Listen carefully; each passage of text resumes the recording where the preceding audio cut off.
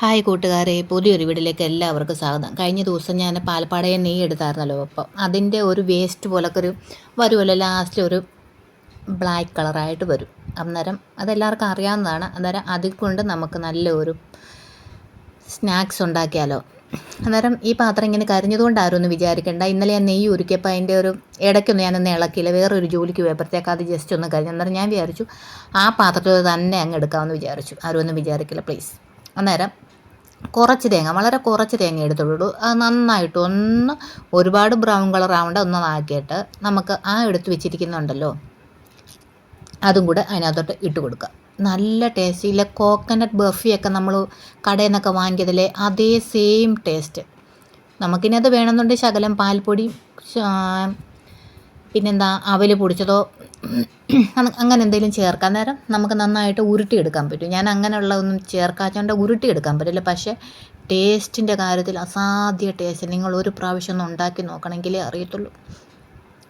നേരത്തെയൊക്കെ ഞാൻ ഇതങ്ങ് കളയുമായിരുന്നു. പക്ഷേ പിന്നെ ഞാൻ വിചാരിച്ചു എന്തുകൊണ്ട് നമുക്ക് അങ്ങനെ ഒന്ന് ഉണ്ടാക്കിക്കൂടാ. അന്നേരം ഞാനത് നന്നായിട്ടൊന്ന് ഇളക്കിയിട്ടുണ്ട് കേട്ടോ. നന്നായിട്ട് അതൊന്ന് മിക്സ് ആക്കിയിട്ടുണ്ട്. പിന്നെ നമുക്ക് ഇതിനകത്ത് ഞാൻ കഴിഞ്ഞ ദിവസം ഏതോ ഒരു റെസിപ്പി ഉണ്ടാക്കിയപ്പം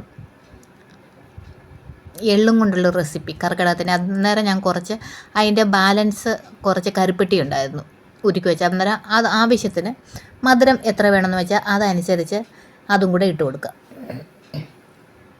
ഇതിനകത്ത് വേണമെന്നുണ്ടെങ്കിൽ ജീരകപ്പൊടിയോ ഏലക്കാപ്പൊടിയൊക്കെ ഇടാം. ഞാൻ ഇതിനകത്ത് വളരെ കുറച്ച് ചുക്കുപൊടി ഇട്ടിട്ടുണ്ട് കേട്ടോ. ഏലക്കാപ്പൊടിയും ജീരകമൊന്നും ഇവിടെ മോനത്ര ഇഷ്ടമല്ല.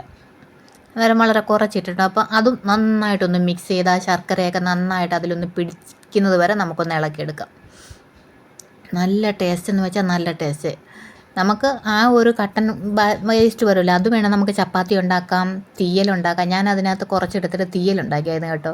തേങ്ങയുടെ കൂടെ കുറച്ച് ഇതും കൂടെ ഇട്ട് ഇഞ്ചിയും ഒക്കെ ഇട്ടിട്ട് ഞാൻ തീയലുണ്ടാക്കി. നല്ല ടേസ്റ്റ് എന്ന് വെച്ചാൽ പ്രത്യേക ഒരു ടേസ്റ്റ്. എണ്ണയൊക്കെ നന്നായിട്ട് തെളിഞ്ഞ് നല്ല ടേസ്റ്റി ആയിട്ട് കിട്ടിയിട്ടുണ്ട്. അന്നേരം ഇത് നന്നായിട്ട് മിക്സ് ആയിട്ടുണ്ട്. ഇത് ഉരുട്ടിയെടുക്കാൻ പറ്റത്തില്ല കേട്ടോ, അതുകൊണ്ടാണ് ഉരുട്ടിയെടുക്കാഞ്ഞത്. അന്നേരം നിങ്ങളൊന്ന് ട്രൈ ചെയ്ത് നോക്കണേ. അപ്പോൾ അടുത്ത വീഡിയോ ആയിട്ട് വീണ്ടും കാണാം. സബ്സ്ക്രൈബ് ചെയ്യാത്തവരൊന്ന് സബ്സ്ക്രൈബ് ചെയ്യണേ. താങ്ക്